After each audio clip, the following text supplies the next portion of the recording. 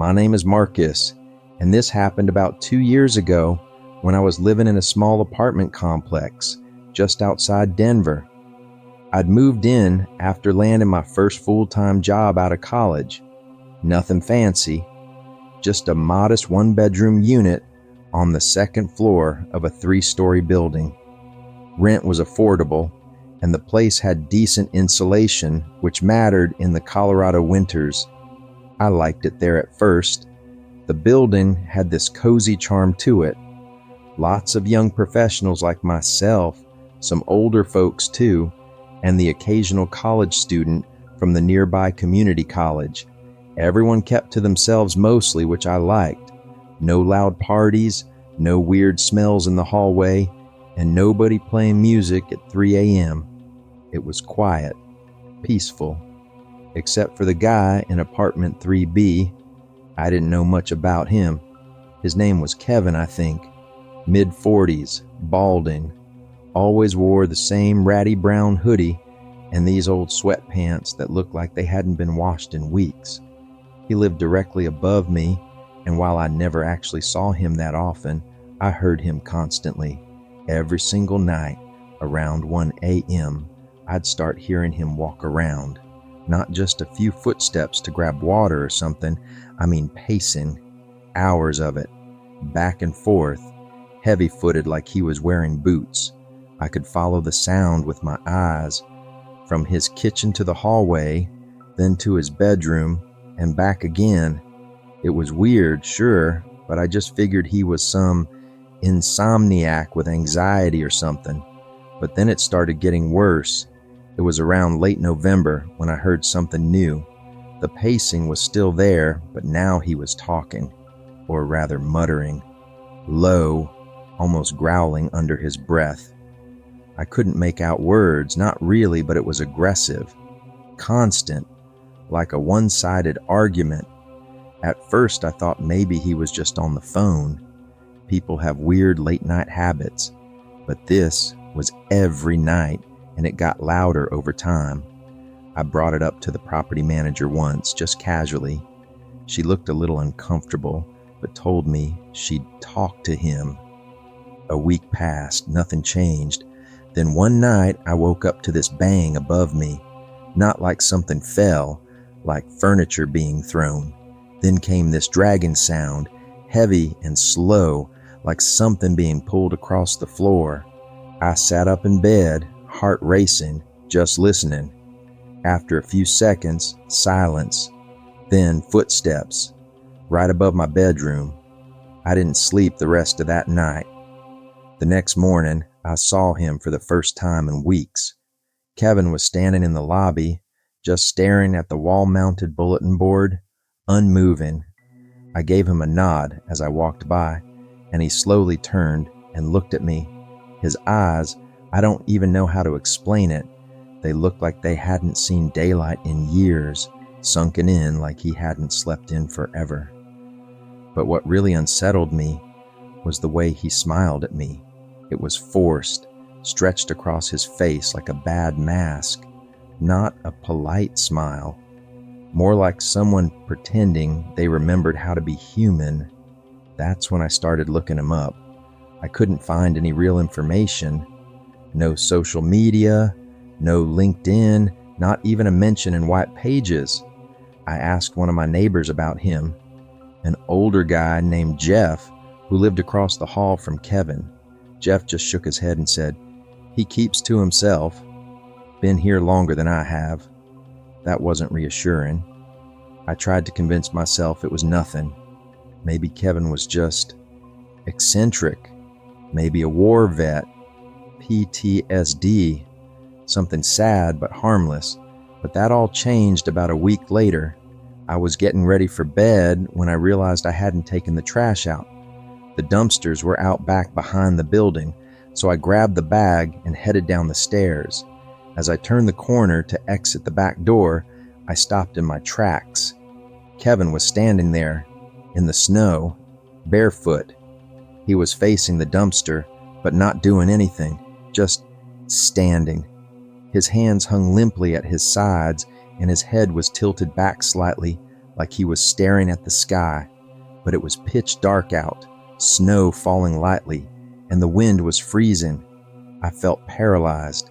I didn't want him to know I was there, so I backed up slowly and quietly went back up the stairs. That night, I double-locked my door. 2 nights later, I woke up at around 2:30 a.m. to a sound that still makes my skin crawl. It was this, tapping, from inside my apartment. I shot up in bed, heart thudding like a drum. It came again, tap, tap, tap. I realized it was coming from the living room window. Now I lived on the 2nd floor. No balcony, no tree close enough to reach. But when I walked into the living room and looked toward the window, I saw him, Kevin. He was on the fire escape, face pressed against the glass, his eyes wide and unmoving. I don't know how long he'd been there, but when he saw me, he didn't flinch. He just slowly lifted his hand and tapped again. Tap, tap, tap. I bolted back to my room and called 911. The dispatcher kept telling me to stay calm, but I couldn't even form a sentence. By the time the cops arrived, he was gone, vanished, no footprints in the snow on the fire escape, nothing. They searched the area, talked to a few neighbors, then left with a polite shrug. Said to call back if he came again. I couldn't sleep. I started keeping a baseball bat by my bed. The next day, I went to the leasing office and demanded to know who this guy was. The woman behind the counter looked flustered, then finally leaned in and whispered, "He's not on the lease anymore. He moved out 3 months ago." I froze. "What do you mean moved out?" She nodded nervously. "He stopped paying rent. We sent eviction notices. He just stayed. We tried calling the cops once, but he claimed he was still subletting. The police won't touch it unless he gets violent." My skin went cold. I asked, "So who's living in 3B right now?" She didn't answer me, just looked down and said, "Don't go near him." I left that day and never returned to that building. I broke my lease, forfeited my deposit. I didn't care. I moved across town and never looked back. To this day, I don't know who or what was really living in 3B, and I never want to find out.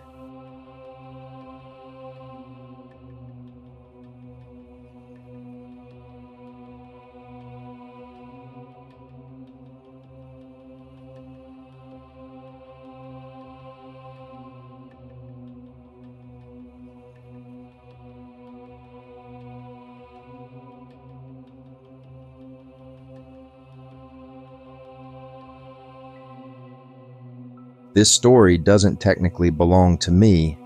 It happened to my mom's friend, but I was there to witness most of it, and it's haunted me ever since. My name's Riley, and I grew up in a quiet little cul-de-sac in Oregon, the kind of neighborhood with trimmed hedges, dogs barking on walks, and parents who all knew each other from PTA meetings. Everyone was polite, maybe a little too polite. Nothing ever really happened there, and that's what made this so unsettling. It started when a new family moved into the house directly across the street, a man and a woman in their late 30s, no kids, no pets. Their names were Dean and Melissa. They kept to themselves, didn't really attend the neighborhood barbecues or say much beyond the occasional wave. That would have been fine. Some people are just private. But there was always something a little off about them. It wasn't anything obvious at first, just weird vibes. Melissa would go for walks at night, sometimes after midnight, just pacing the sidewalk in slippers and a bathrobe. Dean rarely left the house at all. In fact, most people couldn't say they'd ever seen him in daylight. Occasionally, you'd spot him through the window, standing still in the living room, facing the wall. Not watching TV, just standing there. It was creepy, but my mom brushed it off. She said maybe he worked nights or had anxiety. But then came the light. See, the house had a basement. Like ours, it had those narrow ground level windows that gave you a small peek inside, and almost every night, always around 2 a.m., a dim light would come on down there. It was this faint greenish yellow glow, like the color of an old computer monitor. You couldn't see anything clearly, just a silhouette moving slowly back and forth. Every night, same time, same motion. At first we assumed it was Dean, maybe a hobbyist working on something weird. But then one night, the light turned on, and we saw not one but two shadows. One tall, one hunched. The hunched one, it moved in a way that wasn't natural, like its limbs didn't bend correctly. That was when my mom got concerned. She mentioned it during coffee with her friend Marlene, who lived next door to the couple. Marlene looked visibly uneasy. She leaned in and said, "Do you hear it too?" My mom blinked. "Hear what?" Marlene said sometimes. Very late at night, she could hear whispering through her walls. Not loud, faint, rhythmic, like someone repeating something over and over. She said it always came from her basement wall, the one closest to Dean and Melissa's house. Then she told us about something else. A few weeks prior, her dog, a small terrier named Clancy, had gone missing. She let him out like always, but he never came back. They searched the whole neighborhood, checked shelters, even posted flyers, nothing. He just vanished, and then, 2 nights ago, she found a collar. It was Clancy's, no doubt about it. But it wasn't outside, it was in her basement, on the floor beneath the window that faced the neighbor's house. She didn't want to accuse anyone, but the timing was chilling. The worst part? She hadn't been in her basement in weeks.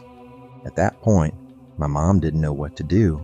She told my dad, who said they should mind their own business unless something illegal happened.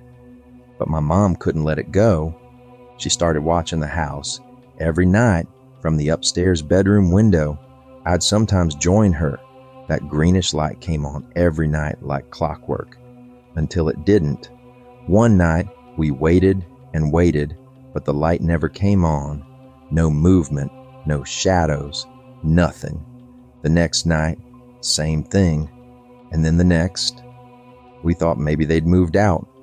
Maybe whatever was happening in that basement finally ended. But then, on the 4th night, my mom got a text from Marlene at 3 a.m. Just 2 words, "Come now." We rushed across the street in our pajamas. Marlene was standing outside her back door, pale and shaken. She motioned for us to follow her around to the side yard. That's when we saw it. The basement window of Dean and Melissa's house. It was wide open. The frame was cracked, as if someone had tried to squeeze through. And on the ground below, it was a trail of what looked like dried blood, smudged, smeared, leading across the yard to the wooden fence that separated the properties. We didn't get too close. We didn't have to. In the distance, past the fence, we could see the outline of something hunched, crawling slowly toward the woods that bordered the neighborhood. Something pale, lanky, like a person, but not quite. It moved in jerks and spasms, like its joints were dislocated. It vanished into the trees. We went back to Marlene's house and called the police. By the time they arrived, the window had been shut. The blood trail was still there, though they tried to tell us it might have been from a wounded animal. We all knew that wasn't true. Dean and Melissa weren't home when the police knocked. No one answered, no lights. The next day, the house was completely boarded up, curtains drawn, not a sound from inside, and they never came back. A few weeks later, a for sale sign went up in their yard. No explanation, no listing online, just a sign, and then nothing. To this day, I don't know what lived in that basement. Whether it was them, something they kept there, or something they were. I only know that something terrible happened in that house, and whatever it was, it got out.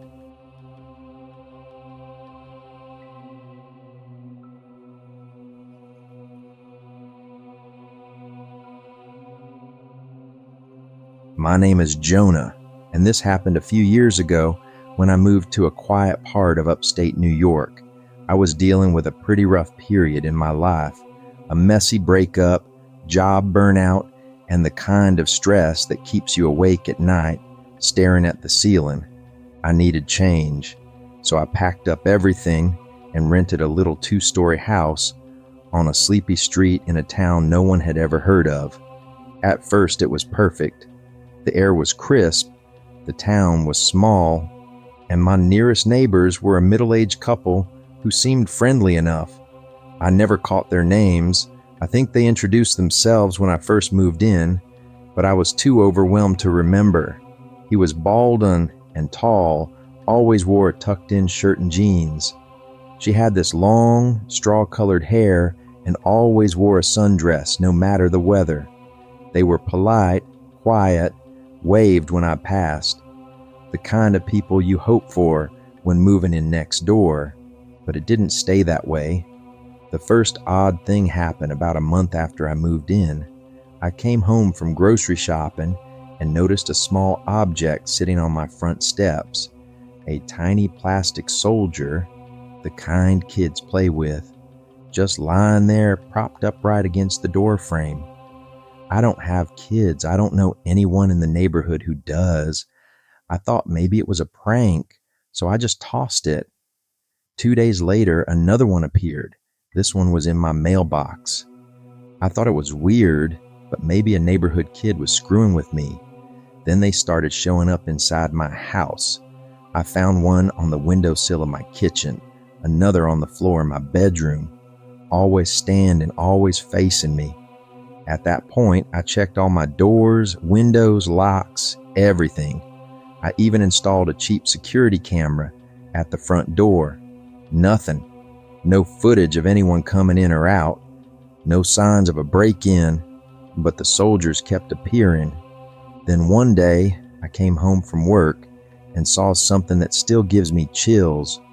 All the blinds on the second floor of the house next door, where the couple lived, were drawn, except one, just one, and through that small gap, I could see them, both of them, standing in the dark, staring out the window, directly at me. I didn't even move. I just stood there, groceries in hand, heart hammering in my chest. I tried to convince myself they were looking past me, maybe out into the street or something, but I knew they were looking at me. Then the blinds slowly slid shut. I stopped sleeping properly after that. I kept the lights on at night, slept with a knife beside the bed. Every creak in the house made me jump. I felt watched, constantly. One night, around 3 a.m., I woke up to the sound of my doorbell ringing. I sat up, disoriented. It rang again, long, shrill, echoing through the house. I grabbed the knife and crept downstairs. When I looked through the peephole, no one was there, but sitting on the welcome mat was another plastic soldier. This one was missing its head.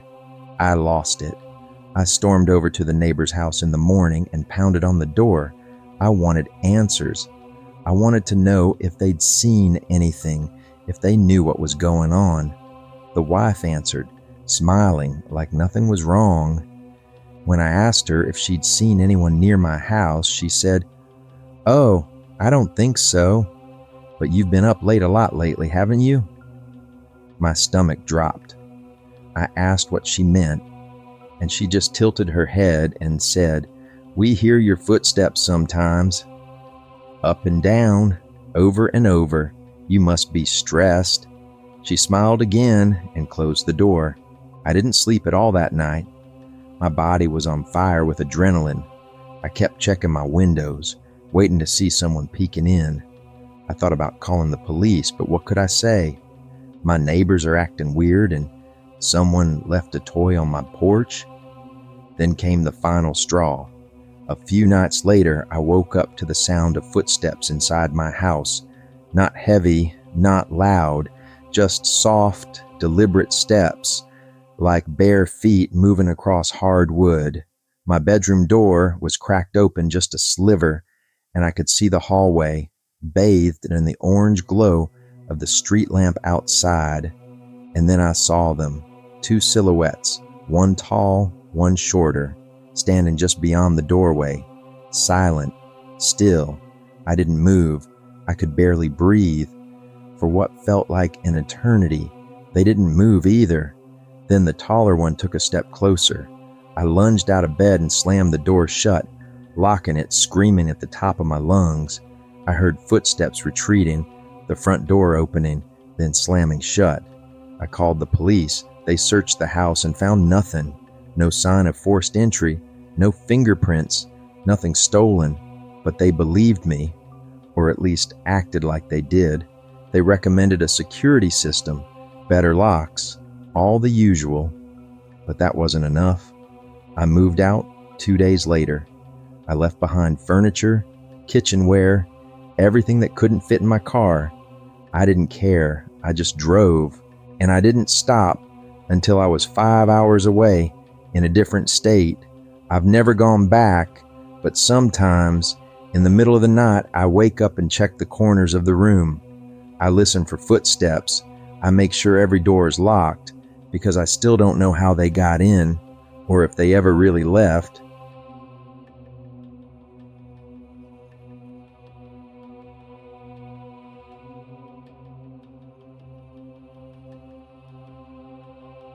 My name is Haley, and I live alone. I work remote, I'm an introvert, and I keep to myself. After my parents passed a few years ago, I inherited their small home in a quiet neighborhood just outside Milwaukee. It wasn't the kind of place that ever made the news. No major crime, no nosy neighbors, just the hum of lawnmowers and kids riding scooters after school. And that made what happened all the more disturbing. It started with the house next door. It had been empty for a while after the last owners moved out. A sweet older couple who left for Florida. For almost 6 months, it sat untouched. No lights, no noise, just an overgrown lawn. Then one day, without warning, someone moved in. No moving trucks, no workers, no cars in the driveway. Just one day the porch light was on, and I noticed curtains in the windows. Subtle signs, but definitely new. I figured someone moved in quietly. Maybe a writer or an older person with no family. I didn't think much of it until I saw her, a girl in the upstairs window. She looked about 16, pale skin, long dark hair that fell in messy tangles around her face. I spotted her from my bedroom window one morning while drinking coffee. She was just standing there, looking out. At first, I thought she'd noticed me too, but her eyes didn't seem to move. It was like she was looking through me, like she wasn't really there. When I glanced back a second later, she was gone. The next few days, I saw her again. Same window, same time, just standing there in that white t-shirt like a mannequin. She never waved, never moved, always staring. It unnerved me. I tried to learn more about the new neighbor, but no one in the area knew who had moved in. Not even Mrs. Bramley, the elderly woman 2 doors down, who somehow knew everything about everyone. I asked if she'd met the new resident. She squinted and said, "That house?" Thought it was still vacant. I didn't know what to think. I saw the girl almost every morning now, but only in the morning. After noon, the window would be empty, the curtains closed again. Then came the night I heard it. It was just after midnight. I was lying in bed, scrolling on my phone, when I heard something through the wall, a faint tapping, not on my wall directly, but from the other house. Tap, tap, tap. At first I thought maybe pipes, but the sound was deliberate, repetitive. I got up and peeked out my window. The girl's window was open, and she was there again, but this time, she wasn't just staring out. She was banging her hands against the glass over and over, not wildly, not panicked, just slowly, rhythmically. Tap, tap. I was so creeped out, I pulled my curtains shut and backed away. I didn't sleep that night. The next day, I called the non-emergency police line, told them I was concerned about a possibly neglected or endangered child next door. They said they'd send someone by. That afternoon, a squad car pulled up. I watched from my kitchen, nerves tense. A single officer knocked on the neighbor's door. No one answered. He knocked again, called out, then circled the property. He radioed something in, waited another few minutes, then left. That night, I didn't see her in the window, but the next morning, she was back, and now she was smiling. It was the kind of smile that made my stomach drop. Not warm, not grateful, a stretched, unnatural grin, like her face didn't quite know how to do it right. That was when I started keeping my lights on all night. The next night, I woke up to a strange sound downstairs. It was faint, like a door creaking open. My heart shot into my throat. I grabbed the pepper spray from my nightstand and crept down the stairs. My front door was locked, my windows shut, but in my living room, on the rug, was a long strand of black hair. Not mine. I was shaking. I called the police again. This time, they actually searched the house, found no signs of forced entry, no fingerprints. Just me, panicked and scared, clinging to sanity. I tried to brush it off. Maybe I tracked the hair in. Maybe the stress was making me hallucinate. That's what I told myself, until the next morning. When I woke up, my bedroom curtains were open, wide open.